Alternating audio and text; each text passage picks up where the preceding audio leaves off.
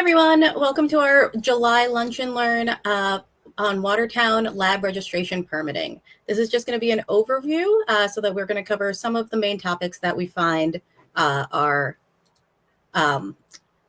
giving people a little bit more concern because this is a bigger permit than a lot of the other flammables permits. So this is for all companies in Watertown that are storing or using hazardous materials. It is more focused on the chemical inventory portion, but it does include a couple biosafety components. So if you have a biosafety permit in Watertown, this is something that you would also need to hold. And it is an annual renewal, September 30th for all permit holders. So you might be wondering, it's only July 30th. Why are we talking about this so early? It's because there's a lot of different parts that we have to come up with in order to actually submit this application. So we're going to go through that here.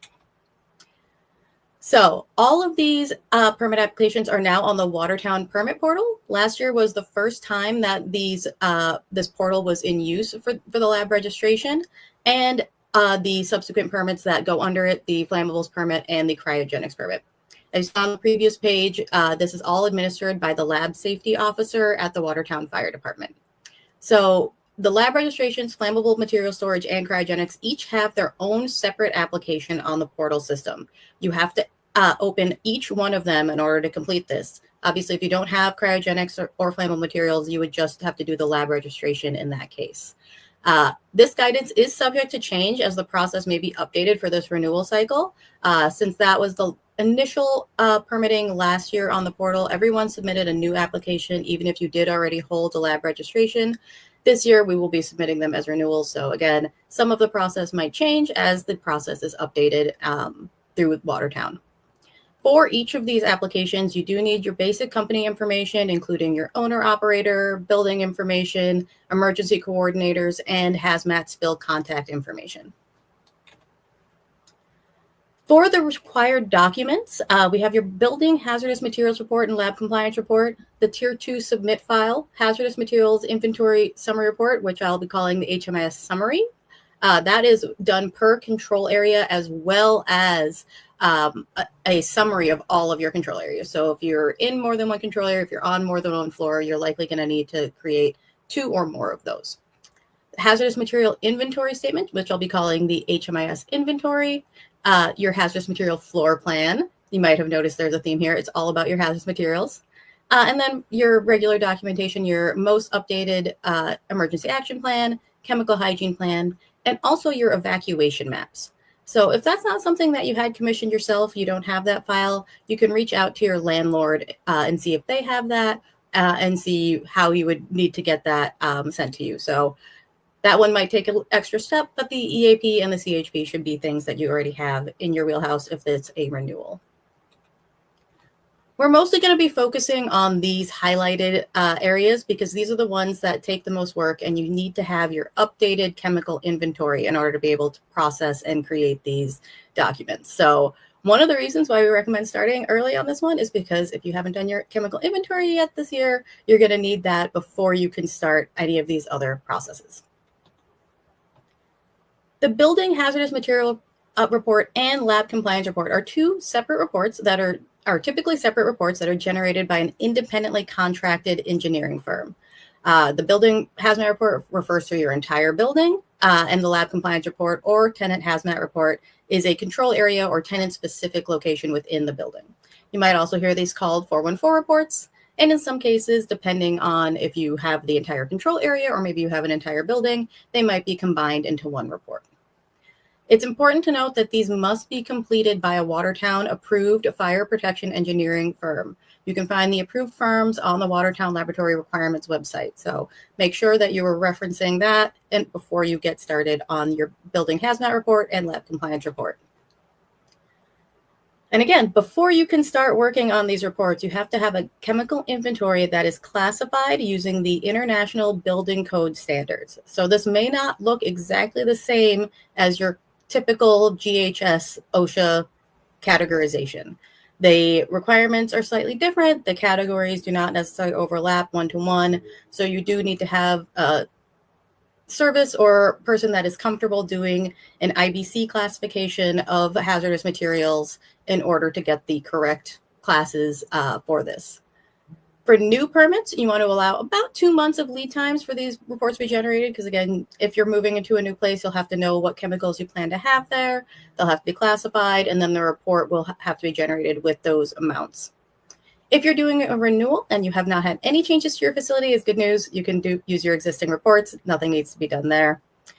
If you're doing a renewal, but you have had facility changes, say you are expanding your space, you've had to move some walls to accommodate new work, you added new ducted equipment or anything else that would make penetrations through your firewalls, all of those would require an updated building materials, hazardous materials report. So for multi-tenant buildings, you'll need to check with your landlord to see if that base building or building hazardous materials report has been updated due to changes in areas outside of your control. But if you haven't made any changes and you have the entire floor space or the entire building, then you should be all set. The next thing is the Tier 2 submit file. So this is using the downloadable EPA Tier 2 submit software. This is not the same as a Massachusetts Tier 2 submission for people who are falling under EPCRA. You need to use the separate software. Massachusetts has an online hazmat or HazConnect portal system. This is a downloaded software that you keep locally on a computer. That has to be submitted to them in the .t2s format, not the PDF. You can have the software report the data in either form, so you want to make sure that you are using the .t2s format. And our understanding is that they use this in order to be able to map the chemical quantities by location so that the fire department is better able to respond on the fly if they ever do need to make a emergency response to your facility. Luckily, only hazardous chemicals over 1 gallon or 1 pound need to be included in this Tier 2 report. If they're solid chemicals with significant fire hazards, we recommend including them when they're over 1/2 pound as a best practice. Those are things like pyrophorics, water reactives, oxidizing solids. They might just want to make sure that they have a different plan if they are going to be encountering any of these things that require non-standard response. And just as a reminder, Tier 2 quantities are always in pounds. So you're going to look at your liquid chemicals, see if they're over 1 gallon, and then convert them into a weight using the density of those substances in order to create the quantity for the Tier 2 report. Luckily, again, remember, these are only hazardous chemicals, so you don't need to worry about your non-hazardous amino acids, your sucrose, any of your non-hazardous medias. All of those do not need to be included in the Tier 2 submit file, although they do need to be included if hazardous in other items. So only things over 1 gallon that are also hazardous. When you're working in the Tier 2 submit, again, this is a local software, so you will need to work with it on the computer where that software is. You will have to include some information like how many employees do you have on site. You'll be choosing a manned location, assuming that your employees are on site at the place where you're registering your lab registration in Watertown.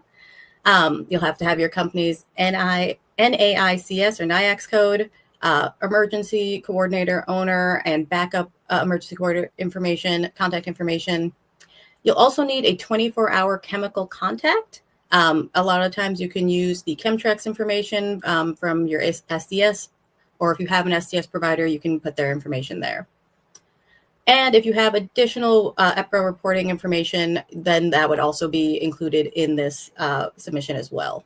Those are for companies that are working in large scale chemicals. So if you are a smaller scale, lab scale company that are not yet into manufacturing, that is unlikely to apply to you. Chemical information for each chemical that you're going to put in there, you're going to need the chemical name, CAS number, and the quantity, again, in pounds, the storage location, and the container type. So that's just, is it in a plastic bottle? Is it in a glass bottle? Are you working in drums? Are you working in IBC totes? All of that information. And then additionally, if it is considered an extremely hazardous substance by the EPA, you'll also need to put in transport information. This is all typically done for things that are being done at large scale under Tier 2, but because Watertown is using this software for things that are in smaller scale, you kind of have to adjust the way that you're going to input that transport information if you don't have, say, a regular tanker shipment. So you just have to use your best judgment to put in how the material does make it to you. What roads do they take to get to Watertown, all of those things. Typically, the ones that we see trigger that EHS will be sulfuric acid, formaldehyde, those kinds of substances. And it is important to note the Tier 2 will flag EHSs automatically. It will let you know if a chemical by the CAS number is considered an extremely hazardous substance by the EPA. Next, we have the hazardous material floor plan. This is, again, a very detailed floor plan. Luckily, you don't have to keep it to an 8 by 11 or any kind of normal format. You can make it on an AutoCAD drawing or anything that you have, regardless of the scale, because they'll be able to view this from a computer. They don't need to be able to print it out any longer. So you'll have to identify the laboratory units or control areas versus your office space. So delineating where hazardous materials will be stored versus not stored. Flammable and other hazardous material storage locations, as in the actual cabinets. So if you have flammable cabinets, you'll want to put those. If you have acid cabinets or other corrosive cabinets, you'll also mark those. Cryogenics and compressed gas storage locations. So your gas manifold, and if you have any additional dewars or anything like that around. Fume hood and biosafety cabinet locations with ID numbers. They have to be identified on the map. So that's another good reason why we don't have to keep it to a normal letter size page. We can make a little bit more room and fit those ID numbers on the map. And then your emergency equipment, including eye wash stations, chemical shower locations, safety shower locations, fire extinguishers, your fire alarm panel, which is referring to your system access location. If that's not in your suite, you can just put a box that says where that is located on your map. So say you're on the second floor, but the fire alarm panel is on the first floor in the lobby. You can just put first floor reception lobby on the map. And then your spill kit locations, as well as first aid kits, any of those additional emergency equipment that you would include in those maps. So again, this one needs to be kind of detailed. The way that we typically do it is by having a legend with different colors and shapes so that we can kind of sort out what is a biosafety cabinet, what is a fume hood, and then add those ID numbers in as needed. For Watertown HMIS documents, so the HMIS statement, that's your complete listing of hazardous materials on site. Can include multiple control areas. There's no lower limit on the quantities, unlike the Tier 2. So every single chemical that you have that's hazardous should be included on your HMIS statement. The hazardous material inventory report, or the HMIS summary, that's a table that you fill out based off of each hazardous chemical class. So you have your storage quantities on one side, and then you'll have your maximum allowable quantities by the building code listed on the other side. And that's information, the maximum allowable quantities is information that you can get from your building hazardous material report. These ones, you need one per control area and then a summary of all the control areas. So you can combine those separate sheets into one PDF for submission in the portal. A little bit more on the HMIS inventory. It only includes the stock chemicals, unlike the summary, which would include waste. So you have a listing of your chemical name, CAS number, control area, the physical state of the chemical. Is it in a 55-gallon drum or not? You can just say yes or no to that one. The volumes of stock stored, open use, and closed use. And then the Watertown hazard classification codes, which are specific codes that are only used in Watertown. And then your NFPA rating, so your NFPA diamond ratings as well. They really just want to make sure that this is easy for everyone to see on the fire department side. So they are requesting that you use it, submit it as an Excel file. Just to clarify here, closed use is anything that is not emitting vapors outside of the vessel during normal operations. So your HPLC systems that are vapor locked from the top all the way to the waist, those are considered a closed system. Open system is something that would be your typical use, chemicals that are used on the bench or in a fume hood. So if you don't have any closed use systems, you can just deal with the open use. But if you do have closed use systems, you'll have to estimate the quantities that go into that for each individual chemical. And the Watertown classification codes you can also find on the Watertown Lab Registration website. Um, they're basically just so that they can, at a glance, see what are the classifications of the specific chemicals. And there could be up to 3 classifications applied to each chemical, of course, depending on how many are applicable to that specific chemical. And this is an example of what this would look like. You can see here it's sortable for them. So if they are, again, trying to make an emergency response, they can pull up your inventory, sort out what is the most hazardous to them, what are your NFPA 4s, what are your, really toxic things, and give them the ability to do this more on the fly, more on the go than the previous systems. And this is the summary report. So you can see here, on one side, you'll have your maximum amount that you requested. Those are the amounts that are going to go into your flammables permit. And then you have on the other side your maximum amount allowed by the building code. Again, those are what you're going to get from the building hazmat report.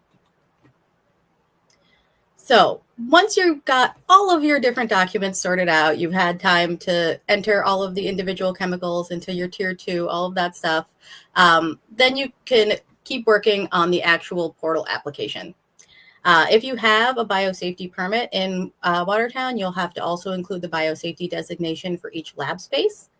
If your lab space is BSL1 or BSL2 throughout, then you can just put that and have that as a coverage space. But if you do have individual designations between rooms, then you'll have to list those all out separately. You'll have to include the total number of biosafety cabinets and fume hoods, plus the ID number, floor location, room number, certification date, and service status for each BSC and fume hood. So again, depending on how many items you have, this might take a little while to get all of those entered into the portal. The service status is whether or not it's in use or if it's out of service. And if it's out of service, then you're expected to have something to indicate that on the equipment that's not in use. Again, for each of the applicable hazard classes, so if you have flammable 1Bs, you have combustible 2s, you have an organic peroxide, there's basically going to be a big sheet that you check off all of the hazards that are applicable to your lab. Once you've done that, it'll open up a new page for each of those classes. And in there, you will have to put in the storage plus in-use quantity, so your total quantity that you have on site, closed use quantities, open use quantities, and then select the units for each of those. So if you have, let's say you have corrosive solids and corrosive liquids, you'll have to make 2 entries so you can put in the quantities for solids and then the quantities for liquid chemicals. Gases should be reported in the units for the applicable physical state, so liquid nitrogen in gallons and nitrogen gas in cubic feet. Once you've entered all of that information for all of your different chemical classes, you can proceed forward with the rest of the portal application. It'll ask you some more information, and then you'll get to the signature page. After the signature page, you can upload all of the requested documents. You'll see when you're in there, they have a requested naming convention as well. So it'll look something like this, where your emergency action plan is EAP _ company name _ date in the month, day, year format. I just want to note here on this, it does say that all on the attachments page, so you don't need to worry about it until you get to there. It does say that the T2S file should not have any sort of file name at the end, but you cannot reopen those files if you delete that .t2s off of the end. So please make sure that you include those so that those files can be used in the future. For the flammable storage permit, you again will need to take some of that information. It's basically the same information you had from the lab registration, but now we're just going to look at it for the flammables. For each applicable flammable material class, you'll be asked the total quantity, you'll be asked the units, and then a description of the storage in use. So be sure for your flammables that you're saying that they are in self-closing rated storage as is required by the building code. Attachments, again, will just be the 2 attachments of hazmat floor plan specifically for flammables, and then the flammables inventory. You can take your HMS inventory and remove all of the non-fire relevant chemicals, but be sure to keep any pyrophorics, water reactives, oxidizers, or any other things that the fire department is going to consider a fire hazard. Same with the cryogenics compressed gas permit. You're going to take each applicable gas or cryogenic liquid, include the total quantity, units, and then the description of the storage and use. And then additionally have that hazmat floor plan and inventory that is specific to those materials. Good news is the portal submission is submitted, then you schedule an inspection with the lab safety officer. Typically, that is only about a three-work turnaround time, but with all of the renewals coming through at the same time, it might take a little longer for him to review your documents and get ready to actually do the inspection. If there are any outstanding questions about your biosafety permit or any areas that the Watertown Biosafety Committee wanted to look into, that might also be included in this walkthrough. The registration inspection, you want to make sure that you're prepared. Any findings will be noted on your inspection report, and the permit will not be issued until all findings have been resolved. So you want to make sure that you have your NFPA diamonds on each room that has any sort of chemical storage. If it doesn't have chemical storage, be sure to indicate that there's no chemicals in that room. And those should be the aggregate diamonds for all of the hazards that can be found in that room. No satellite accumulation storage in fume hoods. That's not allowed in Watertown. So flammable SAA carboys should be stored in a flammables cabinet when not in use. Corrosives and other ones should just be stored in a safe location where they won't be causing any issues. In a spill tray, all of your normal SAA requirements still apply.